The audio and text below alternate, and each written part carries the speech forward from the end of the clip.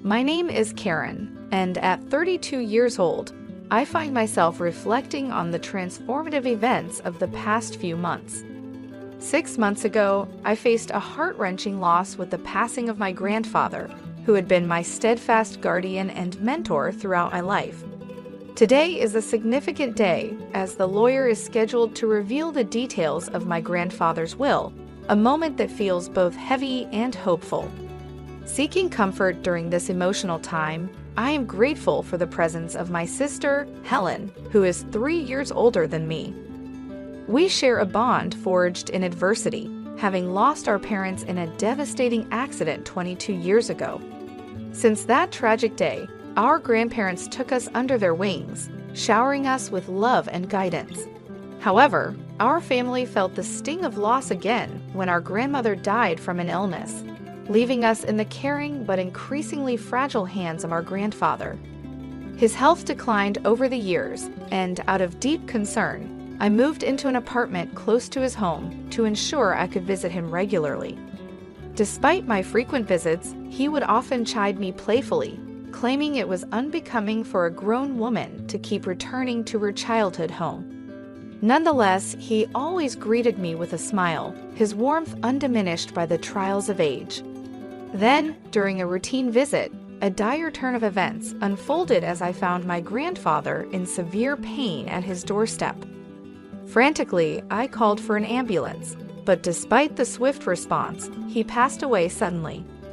Today, as the hour of the will reading approaches, Helen's voice cuts through my contemplation, reminding me to brew some tea for the occasion. As I make my way to the kitchen, I catch a glimpse of her relaxing on the mat, the familiar scent of her strong perfume filling the air, a reminder of her unchanging nature and the continuity of our shared past. I remember my sister Helen's teenage years vividly. She was the epitome of rebellion, experimenting with vibrant hair colors and mingling with a crowd that our grandparents deemed troublesome. Despite the headaches she caused, necessitating frequent apologies from our grandparents, Helen seemed untouched by the disapproval, living her life with a carefree zest. Even as an adult, she maintained that free-spirited approach, working only part-time and often relying on our grandfather for financial support. Today, as the lawyer arrived to read our grandfather's will, I prepared tea to serve. Helen offered a formal greeting that filled the room, acknowledging the gravity of the moment. The lawyer, with his gentle demeanor reminding me of grandfather, accepted the tea and began to disclose the contents of the will. The document revealed that Helen was to inherit a staggering $30 million, while I was bequeathed our family home and the land it stood on. Upon learning about her fortune, Helen burst into laughter, a reaction that left me standing in silent astonishment at the unexpected disparity in our inheritances. While Helen received a literal fortune in cold hard cash, I was left with what appeared to be nothing more than an ancient, rundown house. The irony of the situation wasn't lost on me, and I couldn't help but chuckle quietly at the stark contrast in our fortunes. "How fitting for someone as plain as you," Helen teased, her laughter still resonating through the room. I tried to defend the value of my inheritance by pointing out the considerable size of the land that came with the house. "It's not just the house, there's also the land," I countered. Helen snorted dismissively at my comment. The potential value of the land in such a remote, seemingly forgotten place clearly didn't escape her, yet her preference was clear. "Ah, I would have preferred the cash," she remarked with a smirk, clearly pleased with her lot. The complexity of our inheritances mirrored the differences in our personalities and choices, adding a layer of bittersweet humor to the whole ordeal. Reflecting on the distribution of my grandfather's will, I couldn't help but feel a tinge of disappointment mixed with surprise. "I guess Grandpa really had a soft spot for me," I said, trying to mask the uncertainty in my voice. I reasoned with myself that perhaps he intended for me to preserve the cherished family home and land, a place rich with memories of him and my grandmother. "That's pretty awesome, isn't it?" remarked my boyfriend, Alex, catching me off guard with his reaction as I relayed the details of my inheritance. However, his enthusiasm didn't quite resonate with me. I shook my head, implying that the reality wasn't as rosy as it seemed. As I shared the story, a sense of hollowness washed over me. Voicing the situation felt almost like confirming a sort of perceived lesser value. Trying to lighten the atmosphere, Alex made a rather thoughtless comment about the benefits of beauty and wealth. I gave him a sidelong glance, a silent reprimand for his tactlessness. Realizing his faux pas, he quickly shifted gears, joking about valuing my comfort more than material gains. Alex and I had been together since meeting at a social event, and today marked our first casual outing as a couple. Discussing the inheritance made me ponder the future, even imagining him as a potential husband. Little did I know, this revelation would soon lead to an unexpected twist of regret. A few days later, as I entered the old family house to start the overwhelming job of sorting through my grandfather's possessions, I considered the idea of moving in. Its close proximity to my workplace made it an attractive option.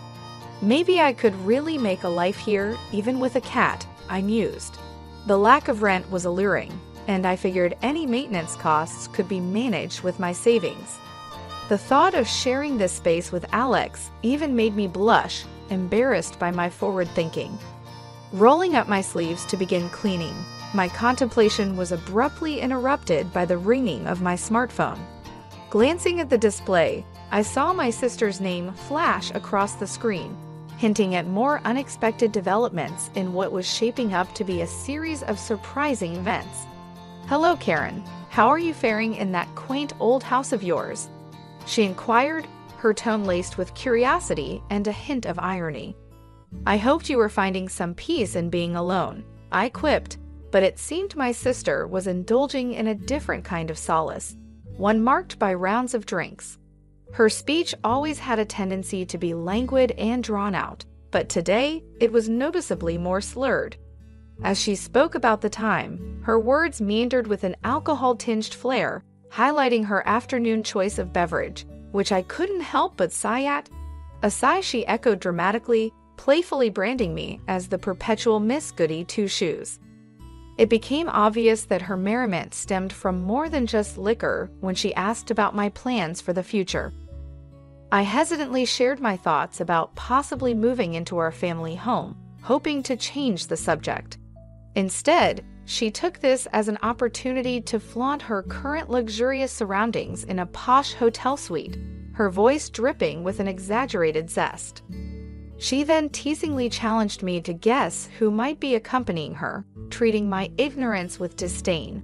She provocatively suggested that my reserved attitude might compromise my relationship with someone named Alex. To my shock, Alex himself joined the conversation, leaving me reeling and filled with confusion. As Alex's familiar voice came through, a flood of troubling thoughts overwhelmed me. The sudden revelation of my sister's connection with him sketched a troubling image in my mind, one that had me feeling dizzy and unsettled. She went on to boast about capturing Alex's attention, narrating how she had learned of his workplace from me, approached him after work, and charmed him. Her words poured out boastfully, leaving me stunned and silent. Her subsequent apologies did little to soothe the emotional turmoil I felt. When Alex spoke again to explain his side, a chill swept over me, draining my spirit as he admitted his attraction to my sister seemed more appealing and opportune, deepening my sense of betrayal. Trying to express my feelings amidst this chaos was nearly impossible as I grappled with the shock and hurt of the moment. I found myself utterly speechless as Alex tried to rationalize his behavior, almost pleading with me to grasp the seductive appeal of a woman possessing significant wealth.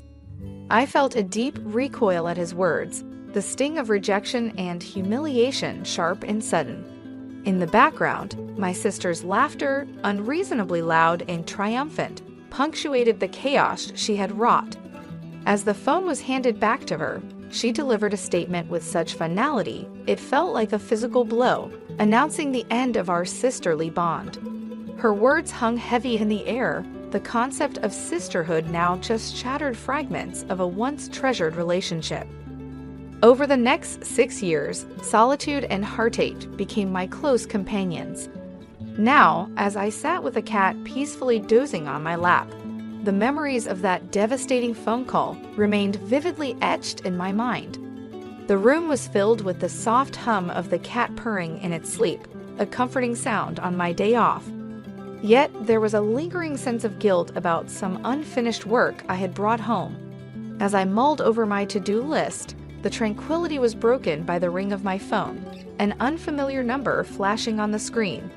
Assuming it might be work-related, I answered without suspicion. "Hello," I greeted, only to hear a voice that was unmistakably familiar. "Karen, long time no see," said my sister, Helen, her unique speech patterns instantly recognizable despite the years.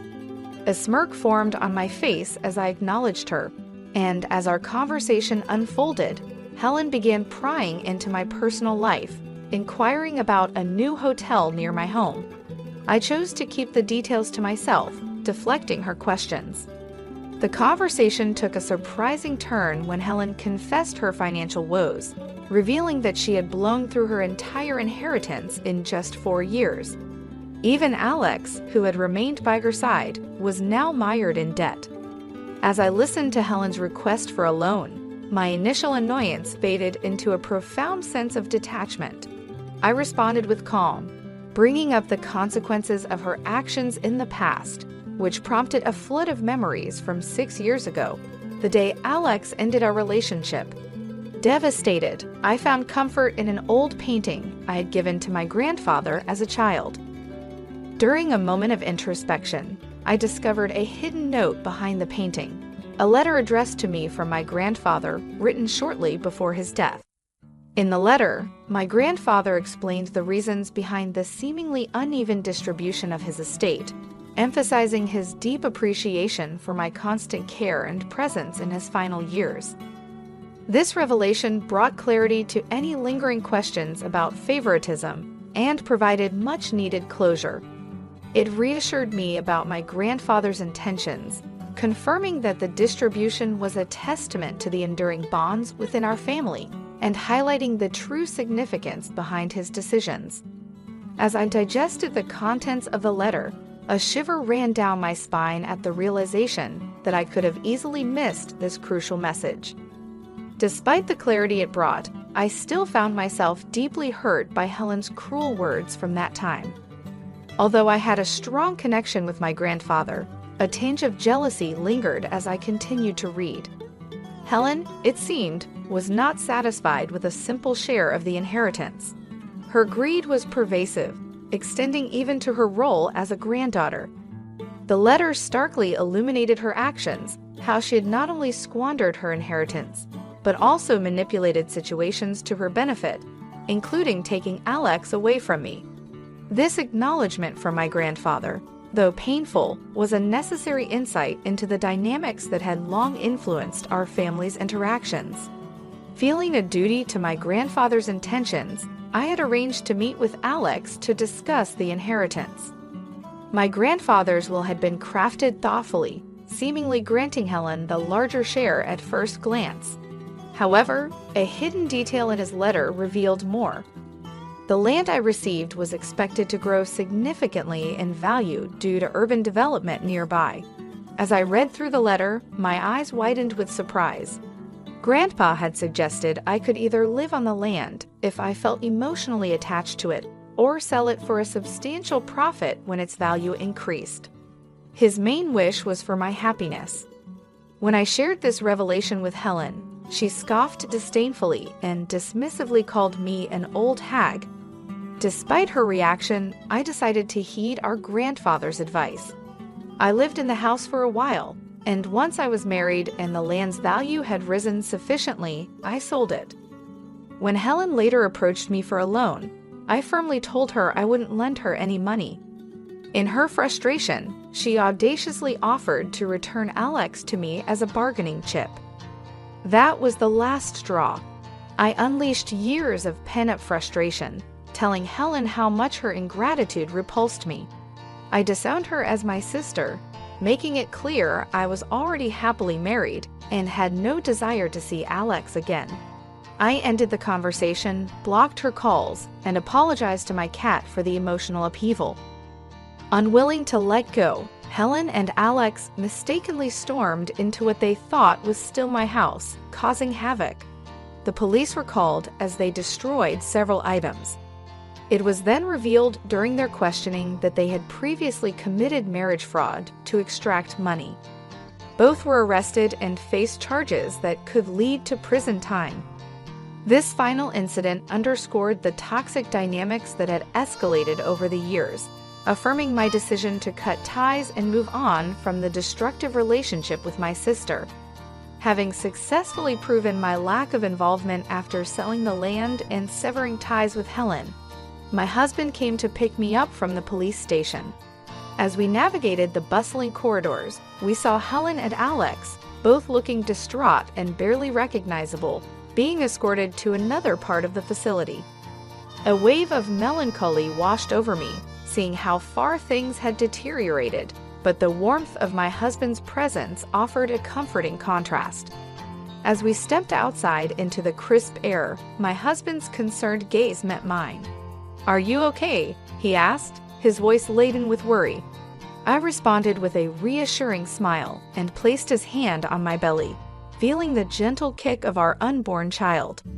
"I have you and our baby right here," I said, the words not just a reassurance to him, but a reminder to myself of the new priorities in my life. The ride home was quiet but filled with an unspoken understanding and comfort. We didn't need to discuss what had just transpired. We were both just relieved to be moving past the chaos. As we drove, I looked out the window, watching the scenery blur past, and reflected on the tumultuous events that had unfolded over the years. It dawned on me how life had thrown such unexpected challenges my way, and yet here I was, with a partner who stood by me and a new life blossoming inside me. The stark contrast between my current state of peace and the turmoil of the past highlighted a profound truth about the human experience. Adversity is not just about the hardships themselves, but what we choose to carry forward from them. The ordeal with Helen and Alex was painful and fraught with betrayal, yet it also served as a pivotal point for me to reassess what truly mattered. It wasn't the monetary value of the inheritance that held weight. It was the lessons of love, resilience, and forgiveness that I would take away from the experience. As we arrived home, I felt a deep sense of gratitude for the stability and love that awaited me. Stepping through the door, my husband and I were greeted by the quiet comfort of our living space, a stark contrast to the stark and sterile environment of the police station. It was in this sanctuary that we would prepare for the arrival of our child, in a home filled with love and devoid of the shadows of the past. Over the next few months, as my belly grew and the baby's kicks became stronger, I often found myself thinking about the kind of world I wanted our child to inherit. It was a world where love and integrity stood at the forefront, where family was about support and understanding, not conflict and greed. I realized that teaching our child about these values started with how I lived my own life.